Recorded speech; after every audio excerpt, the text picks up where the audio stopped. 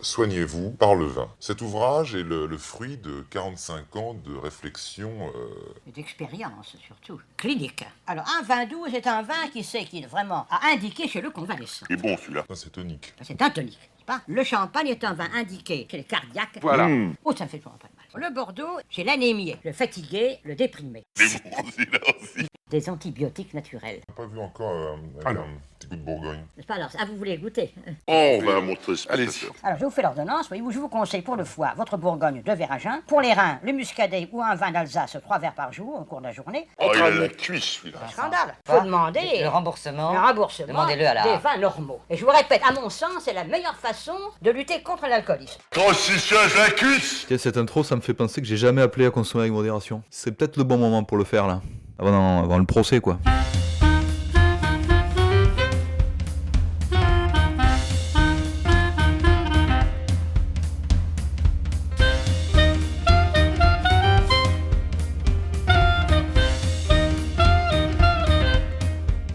Bonjour à tous les vins intéressés, les vins conditionnels et les vins fatigables du vin, et bienvenue dans Vintelligible, le podcast de vulgarisation sur l'onologie et le monde du vin. Aujourd'hui, nouvelle thématique, je vous avais posé cette question il y a quelques temps sur Instagram. Quelles sont les idées reçues sur le vin que vous voudriez que je traite? Eh bien, c'est parti aujourd'hui. On commence avec 7 idées reçues sur le vin. À la base, j'en avais traité 15, mais c'était beaucoup trop long. Je pense que du coup, il y aura une émission en plusieurs parties, peut-être 3. Et à la fin de cette émission, ça qu'elle est un petit peu longue, je reviens sur mes coups de cœur 2022 en termes de quilles. Alors, il y a quand même beaucoup de rouge, mais bon, il y a 2-3 surprises aussi en blanc. Tardivement, je vous souhaite mes meilleurs vœux pour cette nouvelle année, riche en découvertes vinifiées, mais pas que. Bon, après, on est en France, en 2023, donc on va se souhaiter une année la moins pire possible. Pas être trop gourmand non plus. Alors, je me suis aperçu dans la vidéo précédente que j'avais oublié de vous définir ce qu'était un cépage. C'est un peu con parce que c'était un peu le sujet finalement. Alors, pour le dire simplement, et pour ça on va s'aider de la définition de la revue du vin français, c'est une variété de vigne qui donne un raisin spécifique. C'est-à-dire que vous allez avoir des caractéristiques en termes de résistance aux maladies, d'adaptation plus ou moins à certains climats, des spécificités aromatiques, et on va pouvoir faire une généalogie des cépages en fait, sur le temps et surtout sur des unités de lieu, mais ça on le verra dans un podcast spécifique. Alors avant de commencer, j'ai une petite mise au point à faire quand même. Il est vrai que cette émission sort un petit peu tard, mais on va pas se mentir. On est aujourd'hui à la 5e émission, pour l'instant ce podcast ne perce pas. Malgré les posts réguliers sur Instagram, la dernière émission, elle a mis quand même 1 mois et demi quasiment je crois pour faire 100 vues. Et je vous avoue que ça commence un petit peu à m'emmerder, parce que non seulement j'ai un travail qui est déjà particulièrement chronophage, mettez-vous un petit peu à la place des créateurs. Parce que l'air de rien, derrière un petit podcast d'un quart d'heure 20 minutes comme celui-ci, c'est des dizaines d'heures de travail. Et je pense pas que ça soit trop demandé qu'une demi-seconde pour liker ou s'abonner. Moi, c'est la seule rétribution que j'ai, puisqu'en fait, je n'ai rien à vous vendre derrière. Ce podcast, c'est de la formation gratuite au vin et bénévole. Je pourrais en fait tout simplement me former au vin sans en faire des émissions. Les émissions, elles sont quand même assez denses, je pense, assez informatives, que ce soit pour les néophytes ou les gens qui sont déjà passionnés. Même si je le reconnais, il y a des sujets qui sont plus parlants que d'autres. En fait, si c'est pour toujours parler des mêmes choses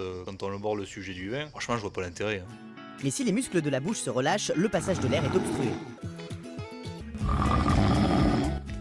Ce rétrécissement entraîne des vibrations, à l'origine des ronflements.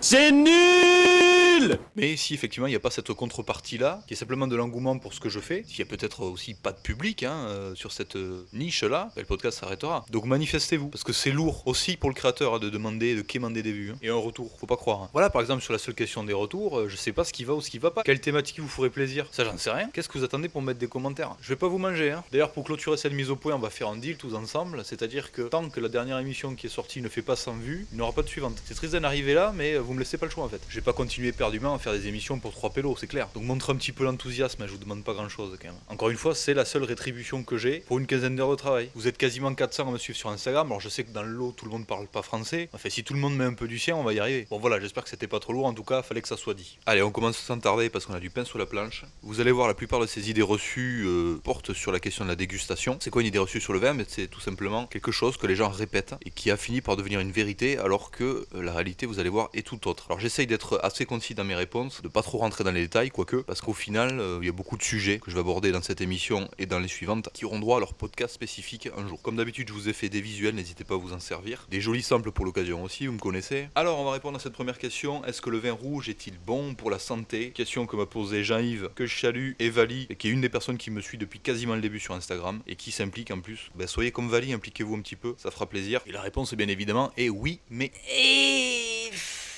Alors, il est vrai que les études sont quand même assez contradictoires. En tout cas, elles s'accordent à dire que globalement, en petite quantité, le vin rouge serait bon pour la santé. En tout cas, pour les maladies cardiovasculaires, mais aussi contre la maladie de l'Alzheimer, contre le cancer du sein et du poumon. Ça augmenterait même l'espérance de vie, entre autres parce qu'ils contiennent des antioxydants, les fameux polyphénols, notamment le fameux resveratrol, mais également des minéraux, notamment le fer, le phosphore, le potassium. Il permettrait aussi de réduire le stress, de limiter les troubles érectiles, d'éliminer certaines bactéries, notamment buccales. Ça aiderait aussi à la perte de poids, combattre la fatigue, à limiter le cholestérol et le diabète, à guérir des infections urinaires, à soigner la dépression. Voilà, je crois que je n'oublie rien. Bon, après, c'est vrai que ça fait un petit peu remède de marabout, mais je veux dire, pourquoi pas. Bon, quand je vous parlais évidemment de modération, ces effets bénéfiques, pour les voir, il faudrait se limiter à un demi-verre par jour. Je rappelle que l'alcoolisme commence à partir du moment où on ne peut pas se passer d'un verre par jour quand même. Donc, dès un verre par jour, il y aurait une augmentation des risques cardiovasculaires. Donc vraiment, la limite est quand même assez ténue. C'est pour ça que je vous ai mis ça dépend dans le visuel, hein, clairement. Mais également nocif pour le foie et le pancréas, et tendrait même à vous faire prendre du poids. Donc on va le rappeler, puisque je crois jamais rappeler à ce micro, l'abus d'alcool est dangereux pour la santé. Consommez du vin avec modération. Et en tout cas, surtout, faites du sport à côté. Hein. N'hésitez pas à recracher lors de vos dégustations, etc., etc. Le vin blanc, lui, serait quand même concerné également, puisqu'il contiendrait de la vitamine B, mais aussi des minéraux, notamment de la silice, du calcium, et aurait des propriétés diurétiques. Mais le champagne aussi, puisque visiblement, le gaz contenu dans le champagne serait bénéfique. Donc voilà, des études assez contradictoires. C'est vrai que pendant longtemps, on a privilégié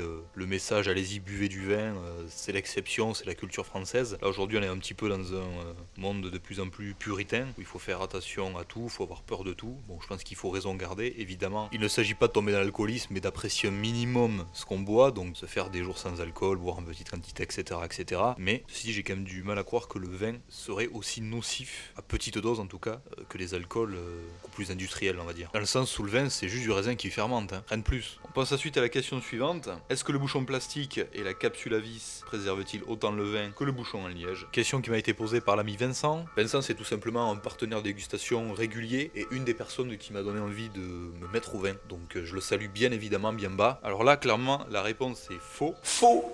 Nul, zéro. Le bouchon en liège, ça on l'a déjà vu dans le podcast consacré à l'histoire du vin, c'est utilisé depuis l'Antiquité, notamment pour les amphores. Que le liège est en grande partie produit via les chênes lièges, bien évidemment, hein. Le liège est une écorce, au Portugal, qui produit un peu plus de la moitié de la production mondiale, et que c'est surtout extrêmement long à produire, puisque on ne peut récolter une première fois du liège que sur des arbres vieux de 25 à 30 ans, auxquels on va devoir rajouter une maturité d'à peu près 20 ans pour pouvoir faire une première récolte, et ensuite ça sera tous les 10 ans. Ces bouchons en liège, on les retrouve sur 80% des bouteilles au niveau mondial. Et surtout, ce liège, il a des particularités vraiment très intéressantes, qui est l'imperméabilité, son côté respirant, puisqu'il permet une micro-oxygénation du vin. Alors, contrairement aux idées reçues, il ne laisse pas forcément passer de l'air de l'extérieur, mais il va permettre à l'air qui est contenu dans le vin lors de l'élevage de faire évoluer ce liquide au mieux. Ce liège, il ne pourrit pas, il a des propriétés élastiques, c'est-à-dire qu'il va se rétracter ou se dilater sur les conditions de stockage. Il a été généralisé au XVIIe siècle, et dans un premier temps, dans le vignoble de Champagne, par le fameux moine Dom Pérignon. Hélas, ce liège aussi, il a une molécule qui se développe ou pas et qui produit ce fameux goût de bouchon, un goût proche du moisi, du croupi, du pourri, qui va rendre votre vin totalement imbuvable. On estime que c'est 3 à 5% des bouteilles au niveau mondial aujourd'hui qui sont bouchonnées. Et donc ce fameux goût de bouchon, malheureusement, contribue à ce que les cuvées ne soient pas régulières. Vous n'allez pas pouvoir le maîtriser. Le goût de bouchon, quand même, il peut venir aussi de l'élevage en fût, parce que c'est une molécule qui est contenue dans le bois. Mais ce fameux bouchon en liège aussi, il va être plus écologique, parce que plus facilement recyclable. Alors évidemment, face à ce fameux goût de bouchon, ce coût de production du bouchon de liège et aussi une baisse de qualité que le liège a connu, notamment dans les années 2000, on a inventé le bouchon en résine. Voilà, le caca d'oreille. Or, ce n'est pas du tout un caca, c'est totalement une sécrétion qui est propre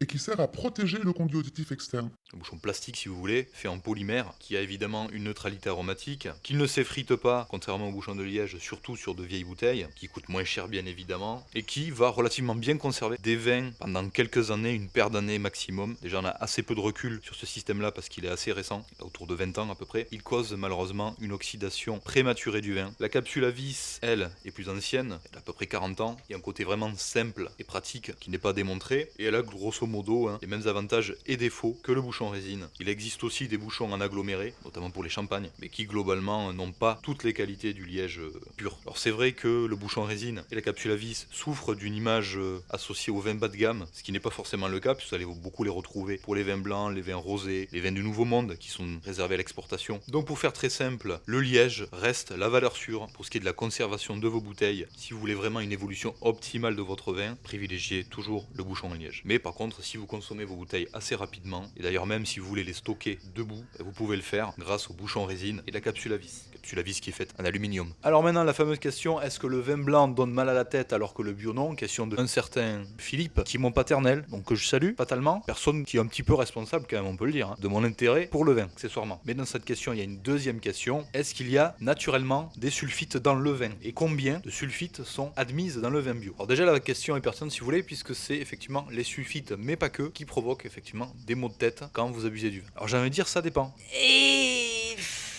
Ça dépend pourquoi, parce que il faut savoir déjà que les maux de tête après l'absorption d'alcool sont essentiellement dus à une déshydratation provoquée par cet alcool. Pour l'avoir testé moi-même, je peux vous le dire, alterner des paliers de verres d'eau et de verres d'alcool, notamment des verres de vin, c'est la meilleure recette anti-gueule de bois qui existe. Évidemment, modérez-vous, encore une fois, l'abus d'alcool est dangereux pour la santé, dégustez, prenez du plaisir, mais intelligemment. Mais il faut savoir quand même que, notamment le vin rouge, c'est un vasodilatateur naturel, et que les tanins contenus dans le vin rouge dopent la production de sérotonine. Donc, ont tendance à surprovoquer, si vous voulez, des bonnes migraines des familles, si vous en abusez. Nicole, ouvre-moi.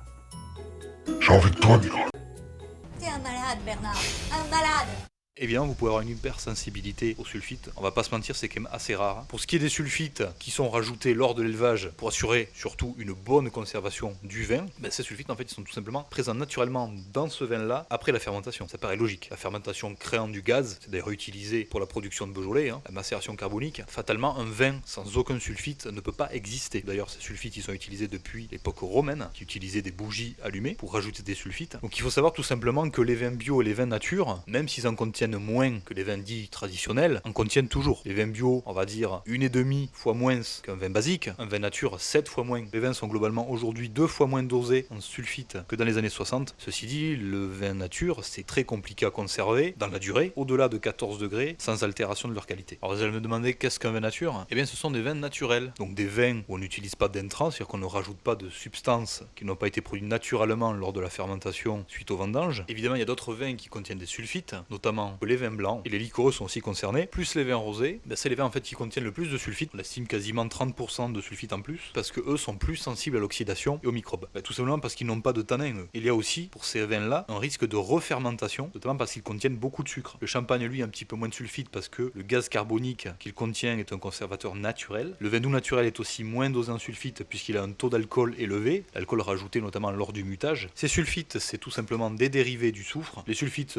sont non seulement un antimicrobien naturel, mais aussi un antioxydant, ce qui empêche évidemment votre vin de se transformer en vinaigre et en une source de bactéries infinie. On retrouve aussi des sulfites dans d'autres aliments, comme la viande, les fruits secs. Et ce qu'il faut savoir, c'est que, alors c'est pas qu'il n'y a pas tellement de règles pour ce qui est les vins bio, mais en tout cas, on va dire que la tolérance est quand même assez large. La loi européenne là-dessus n'est pas très précise. Et en plus, il n'y a aucune mention sur l'étiquette de la quantité de sulfite contenue dans un vin bio. Mais en tout cas, ce qui est sûr, c'est que si vous voulez boire du vin sans sulfite, changez d'alcool, c'est plus simple. Ensuite, quatrième question, est-ce que le vin rouge, c'est forcément pour les viandes et le fromage? Est-ce que le vin blanc, c'est forcément pour les poissons? Je vois que mon visuel a une très très belle faute. Et les fruits de mer? Est-ce que les champagnes et les vins sucrés, c'est forcément pour le dessert?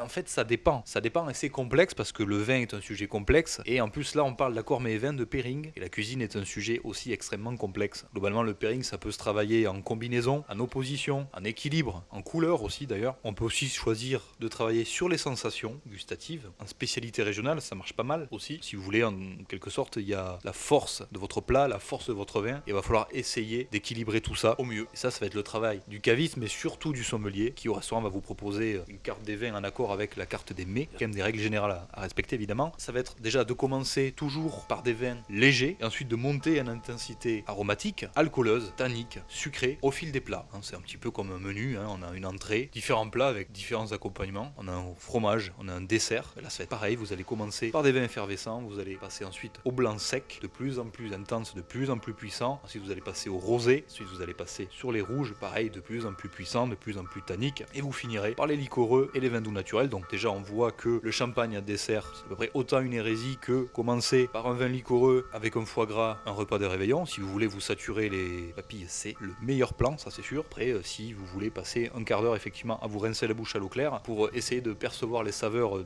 du vin et du plat suivant, ça vous regarde. Évidemment, tous les goûts sont dans la nature, seulement bon, il y a quand même une certaine logique, un certain bon sens à respecter. De la même façon, on va respecter l'intensité des viandes, hein, la viande blanche par exemple, la charcuterie, le gibier, plus ou moins faisandé. Évidemment, on va tenir compte de l'âge du vin dans cette gradation, et le but ultime, évidemment, c'est de trouver la meilleure association entre votre vin et votre plat. Donc je vous laisse regarder le visuel pour comprendre cette gradation en fonction des plats. Ça sera plus évident si vous le regardez, mais vraiment si je dois répondre à la question, déjà le rouge avec le fromage, c'est non. Le type de vin qui s'accorde le plus avec le fromage, ça va être les vins blancs. Parfois le rouge, parfois le rosé, mais pas uniquement le rouge, ça c'est clair. Le fromage en plus, ça va dépendre de la texture de la pâte de votre fromage, du type de fromage que vous mangez, donc c'est extrêmement complexe. Tu veux du fromage?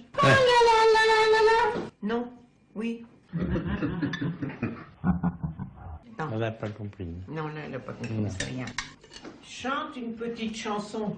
Oui. Le vin blanc, effectivement, va être vraiment bien pour les poissons et les fruits de mer, mais pas que. Et le champagne, c'est un apéritif, ou avec des entrées peu goûteuses, on va dire. En dessert, on va vraiment réserver les vins liquoreux et les vins doux naturels. Et puis en plus, il y a des petites subtilités. Par exemple, si on parle juste de l'association liquoreux foie gras, ça va dépendre de comment il est fait, tout simplement. Hein. De la même façon que les liquoreux, il y en a des plus ou moins sucrés, des plus ou moins frais, acides donc. Bref, c'est un sujet très complexe, très subtil, auquel on consacrera plusieurs émissions. Si vous faites l'effort de vous abonner, de liker, oh le forceur, ah terrible. Il y a les vidéos du prof Buccella qui sont assez sympas sur ce sujet-là d'ailleurs, quelqu'un qui est assez rigolo, assez ludique à regarder. Allez, question suivante. Est-ce qu'un vin est forcément plus cher chez un caviste ?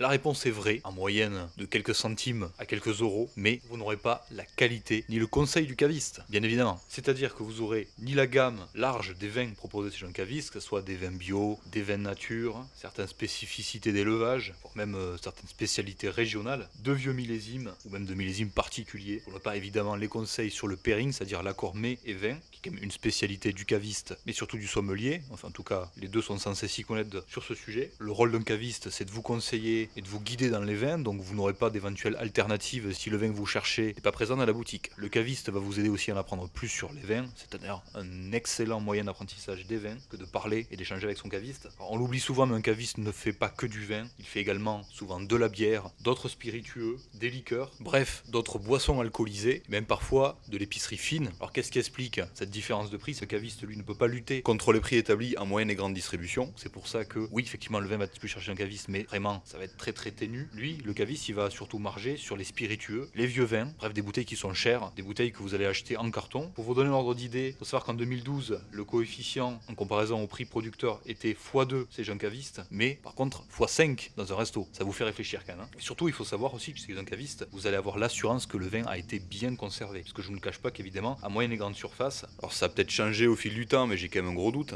les conditions optimales de conservation du vin ne sont pas remplies, évidemment. C'est-à-dire que ça a été exposé à des néons toute la journée, voire sur des longs mois. Les bouteilles sont stockées debout, avec des variations de chaleur qui sont pas quand même optimales. Le taux d'hygrométrie, j'en parle même pas, etc., etc. Dans ces magasins, vous allez avoir globalement trop de choix. C'est pour ça que justement on a des vins médaillés, c'est pour permettre à peu près d'aiguiller les consommateurs. Mais on le verra dans une prochaine émission. Au final, il y a eu des grosses dérives de ce côté-là. Évidemment, vous pouvez trouver des pépites, et ça seulement dans les foires aux vins, mais ça aussi, on y reviendra sur les foires aux vins parce que y a à dire. Mais également, chez les cavistes, comme chez certaines coopératives, vous allez trouver des vins qui sont difficiles, voire introuvables ailleurs, à moins d'aller évidemment dans les chais directement au domaine. Bon, là j'ai forcément un parti pris, on va pas se le cacher. Vu que c'est à peine plus cher chez un caviste, qu'est-ce que vous voulez plébisciter comme système de valeur, comme vision du vin? Une vision où la personne qui vous présente les vins respecte le produit, s'est renseigné, c'est son métier, il fait partie de la filière du vin, ou tout simplement, et on l'a vu dans la question d'avant, des magasins qui globalement se fichent du produit. Bon, ça peut être intéressant à quelques occasions comme la foire au vin, mais globalement qui se foutent du consommateur. Hein, je veux dire, ces gens-là sont là pour faire des marges, ils vous vendent du vin comme ils vendraient n'importe quoi. Ce n'est pas leur spécialité, tandis que le caviste est quand même globalement quelqu'un de passionné. Donc j'ai envie de dire, acheter chez un caviste, au moins de temps en temps, c'est un acte citoyen, tout simplement. Ensuite, prochaine question, est-ce que les larmes d'un vin sont une source d'indication et d'information sûre sur le vin en question? Faux. Nul, 0. Eh bien, c'est faux, faux et archi faux. On va dire de manière très brève, les larmes font partie du processus, du folklore de la dégustation. Dans la première étape qu'on appelle l'œil, le visuel, ça va donner certaines indications qu'il va falloir surtout recouper avec d'autres informations plus précises. C'est censé effectivement indiquer le taux de concentration d'alcool et de sucre résiduel. Généralement, plus les larmes coulent lentement le long des parois du verre, plus ce taux est élevé. Vous êtes beurré. Non. Vous avez du mal à marcher. Arrête de faire la poupée, je vais te taper. Arrête, frère. Ouvre tes yeux, ouvre tes yeux, ouvre tes yeux. Non, vous calmez, d'accord. jeune homme. Et alors? Je suis plus petit que lui, je suis moins bourré. Et alors? Toi, t'es à l'hôpital, j'ai envie de te gifler, frère. T'as la chance, je rentre chez moi. T'as de la chance. Arrête de pleurer, je vais te gifler, frère. Arrête de pleurer, je vais te gifler. Mais, évidemment, il y a un mais, si votre verre a été mal nettoyé, donc il y a de la poussière, s'il y a des traces de gras par exemple, le verre a été rayé, n'importe quel vin sera susceptible d'accrocher à ses parois. Il faut savoir que ces larmes, elles résultent d'un phénomène physique normal, qu'on appelle l'effet Marangoni, qui, pour vous la faire très brève, résulte d'une différence dans l'évaporation entre l'eau et l'alcool. L'eau contenue dans le grain de raisin, bien évidemment. L'alcool s'évaporant lui plus vite que l'eau. C'est plus finalement l'effet même de ce phénomène que des indications précises sur un vin. Mais bon, on considère que quand même globalement les larmes, ça va vous indiquer si votre raisin a été cultivé sous un climat ensoleillé et chaud, auquel cas effectivement les larmes seront plus nombreuses et plus lentes, ou plutôt sur un climat tempéré et froid. Évidemment, ces larmes-là, plus votre vin va se réchauffer, plus elles seront nombreuses. Donc ça aussi, ça peut fausser ce genre d'indication. Et il faut savoir que ces larmes, on appelle ça aussi des jambes. Voilà, la jambe du vin, c'est exactement la même chose. Donc là, encore une fois, on est dans la pure idée reçue sur le vin. Dernière question, est-ce qu'il faut une cave forcément pour bien faire vieillir du vin? Faux. Nul, 0. Eh bien c'est faux. Par contre, il y a 5 conditions à respecter pour vraiment optimiser le processus de vieillissement. Déjà, toujours coucher vos bouteilles à l'horizontale, ça c'est un principe de base, à moins que vous vouliez vraiment la consommer de suite, auquel cas on n'est pas du tout dans le sujet, puisque le vin doit toujours être en contact avec le bouchon en liège, sinon il risque de s'assécher, de se rétracter, de s'effriter, et donc de causer une oxydation prématurée de votre vin. Contrairement aux légendes urbaines, c'est pas parce que le vin sera toujours en contact avec le bouchon qu'il va forcément développer le goût de bouchon. De manière générale, il n'y a que les vins doux naturels qui peuvent être conservé debout, et encore les experts sont pas forcément d'accord là-dessus. Et pour ce qui est du champagne, j'ai plutôt envie de vous conseiller la position horizontale. Évidemment, si ce sont des vins avec un bouchon en résine ou une capsule à vis, gardez-les debout puisque ce ne sont pas des vins de garde. Donc ces 5 conditions, ça va être de stocker vos bouteilles dans une pièce où la température avoisine les 12 degrés, sans variation violente de température, une pièce avec un taux d'humidité qui avoisine les 70% minimum, entre 70 et 80, un endroit surtout protégé de la lumière puisque les vins craignent l'exposition directe à la lumière, notamment les rouges. En dehors de cela, elles restent immobiles, du matin au soir. Ces chauves-souris frugivores géantes sont les seuls animaux capables de transporter de grosses graines d'une parcelle à une autre. Des graines qui permettent à la forêt de se régénérer. C'est pour ça que les bouteilles de vin rouge sont teintées en vert d'ailleurs. Protégez aussi des vibrations et des odeurs alentour, puisque votre vin risque de s'accaparer ses saveurs. Donc évidemment, on évite absolument de stocker sa bouteille sur un frigo, dans la cuisine, qui est une pièce globalement soumise à des variations de température folles. Personnellement, chez moi, c'est dans une penderie. Sinon, évidemment, si vous avez le budget, vous pouvez opter, si vous n'avez pas forcément de cave naturelle, pour des caves électriques. Il y en a de différentes tailles, de différents prix. On évite absolument de conserver son vin au frigo. Ça, je le vois encore malheureusement beaucoup trop. Voilà, c'est tout pour cette partie. Vous retrouvez évidemment les visuels créés pour cette émission sur le compte Instagram. Le lien est dans la description. Donc vous voyez quand même l'essentiel de ces idées reçues sont fausses ou en tout cas très imprécises. Si vous avez d'autres idées reçues que vous voulez que je traite à cette antenne, vous le marquez dans les commentaires. Il y aura de toute façon une deuxième partie consacrée au même sujet. Alors maintenant on passe au coup de cœur de 2022. Petite rétrospective en début d'année. Quels vins m'ont le plus marqué l'an passé? J'ai essayé de vous relever 8 coups de cœur, 2 par saison. Donc là pour l'hiver 2022, je vous ai choisi 2 bouteilles. Vous allez voir de toute façon de manière générale c'est des bouteilles assez accessibles. Il y en a quand même pas mal que j'ai trouvé chez des cavistes. Je rappelle encore une fois que acheter chez un caviste c'est quand même un acte citoyen, surtout quand on aime le vin. Mais c'est vrai que vous allez voir, de toute façon, je vais pas faire l'hypocrite. Moi j'essaye de faire toujours un mix entre les foires au vin, la grande distribution en temps normal j'ai envie de dire, et les cavistes. Je trouve qu'en termes de prix, on s'y retrouve quand même assez. Et c'est vrai que moi, mon rapport au caviste, c'est vraiment pour chercher des trucs vraiment très spécifiques ou des vins que j'apprécie vraiment et j'ai envie de monter en gamme si vous voulez. Donc pour l'hiver 2022, le Hérésie de chez Gérard Bertrand. Donc là j'avais goûté le 2018 AOP Corbière, appellation qu'on connaît bien dans le Languedoc. Une bouteille autour de 10 €. En termes de cépage, c'est Syrah, Grenache, Mourvèdre. Un vin qui est puissant, qui est équilibré avec une très belle longueur. Voilà, si vous aimez les fruits noirs, le boisé, la garrigue, c'est fait pour vous. Mais aussi un pinot gris du domaine Riflet Landmann, le 2019 en AOP. Évidemment, c'est un vin blanc d'Alsace qui se trouve autour de 13 €, avec vraiment une complexité folle, un équilibre que je qualifierais de demi-sec. C'est pour ça d'ailleurs que j'aime bien les vins d'Alsace. Un vin qui est original. En termes d'arôme, on est vraiment dans des saveurs melon, abricot, miel. miel, praliné. Cette saveur pralinée que j'avais jamais perçue de ma vie en fait dans un vin blanc. Ben voilà. Ensuite pour le printemps, je vous ai choisi un Faugère du domaine Ollier Taillefer. C'est la cuvée Les Collines 2018, donc AOP Faugère, Languedoc toujours, qu'on trouve autour de 10 €. En termes de cépage, on est sur Carignan, Grenache, Syrah. On est vraiment sur un vin qui est équilibré, un peu plus que le Saint-Chinian à mon goût. Sur du fruité, sur une très belle longueur. Si vous aimez les fruits rouges et noirs, bien mûrs, des saveurs de garrigue et surtout de la fraîcheur, vous pouvez y aller les yeux fermés. Ensuite, on part sur le petit outsider de cette sélection. Yes. Hey Martinez, you ready girl? Un vin d'Estaing, donc un vin d'Aveyron, la cuvée Élégance Vigneronne 2021, donc un AOP Estaing, qui est produite par les vignerons d'Olt, une bouteille que vous retrouverez autour des 9 €. Bon, je pense qu'en dehors de l'Aveyron, pas sûr que vous trouviez ça, mais enfin voilà. Je connais le Marcillac, mais honnêtement, le vin d'Estaing, je crois qu'il est une des plus petites appellations de France, mérite vraiment qu'on s'y intéresse. Donc c'est un vin rustique, avec un assemblage globalement très réussi. On a du Cabernet Sauvignon, on a du Cabernet Franc, du Fer Sarvadou, le fameux brocol qu'on trouve à Gaillac, c'est la même chose, et du Gamay. Et surtout un vin gourmand, je trouve. Donc on est vraiment sur des saveurs fruits noirs, un petit peu de boisé, du poivron, parce qu'on a quand même du cabernet quoi. Bah, l'été ça a été quand même une période pour moi où j'ai vraiment découvert les Gaillac qui enfin allaient me marquer. Parce que je vous cache pas que je suis pas un très très grand fervent défenseur du Gaillac. Gaillac basique j'ai envie de dire, que je trouve assez alcooleux moi, et assez mal équilibré du coup. Là je vous propose le Prunelard du domaine Plajol, qui est pour moi un des musts dans le gaillacois. Donc c'était en 2017 en AOP Gaillac. Prunelard, cépage autochtone très ancien qui a failli disparaître d'ailleurs, et je crois que, si je dis pas de bêtises, la famille Plajol est un petit peu à l'origine de sa sauvegarde. Donc c'est une bouteille un peu chère, par contre vous allez trouver autour de 20 €. Mais le domaine Plajol, vraiment intéressez-vous-y si vous aimez les monocépages et surtout de cépages autochtones de Gaillac. Donc c'est un vin qui est équilibré avec une belle fraîcheur, bien rustique. Si vous avez vraiment les saveurs de prune, de figue, on ne trouve pas si souvent quand même dans le vin rouge, et de tabac, très très bien et très original. Ensuite, une de mes appellations favorites, je vous propose aussi la cuvée Prestige 2017 en AOP Madiran du Château Viella, que vous trouvez autour des 16 €. Donc évidemment c'est du Tanat, on est à Madiran. Un vin vraiment bien équilibré, avec une belle complexité et une belle longueur, puisque c'est un vin qui trouve un bel équilibre entre le boisé et la puissance du Tanat. Donc si vous aimez les saveurs de cassis, le boisé, je viens de le dire, et la réglisse, c'est top. Et enfin pour l'automne, si vous suivez le contexte Instagram, vous êtes au courant, j'ai choisi un vieux Margaux de Château du Tertre, un Margaux 1989 en AOC. C'est une bouteille qui aujourd'hui vaut autour des 60 €. Vraiment, ce qui m'a marqué dans cette bouteille, c'est la texture en bouche qui est absolument magnifique. On est sur un assemblage traditionnel, Cabernet Sauvignon, Cabernet Franc de Merlot et petit verre d'eau. Donc une très belle texture en bouche, je viens de le dire, un très bel équilibre et une très belle évolution sur des arômes de fruits noirs, de boisé bien évidemment, et d'épices. Encore un grand merci à Philippe qui m'a permis de goûter cette très très belle quille.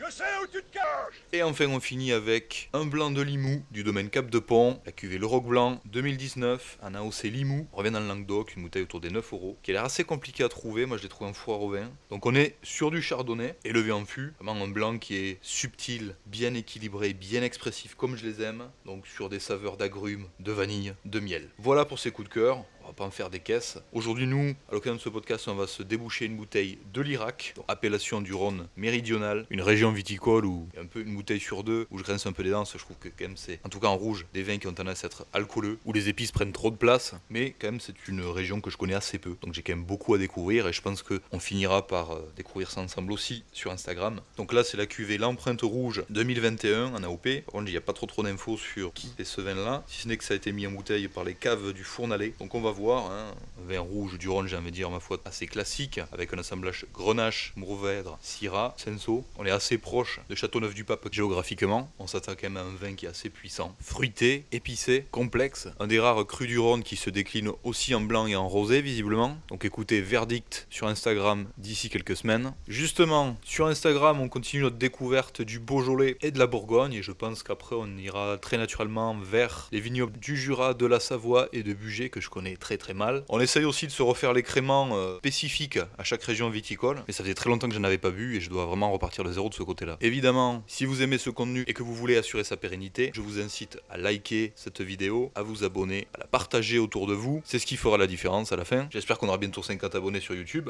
on approche en tout cas. Donc, merci pour ceux qui ont fait l'effort de s'abonner. Sur Instagram, je le disais avant, vous êtes quasiment 400, donc merci. Maintenant, il faudrait être un peu plus ici en fait. Voilà, parce que bon, on va dire que Instagram c'est un peu la vitrine, le à côté des émissions, mais le vrai travail il est ici en fait. Sur ce, je vous dis à une prochaine fois, peut-être sur la même thématique, peut-être sur une autre, je n'en sais rien, et en tout cas pour devenir vincolable sur le sujet du vin et stimuler votre vin intellect. Allez où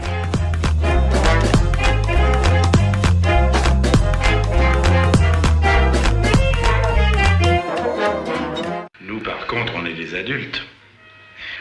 On pourrait peut-être s'en faire un petit.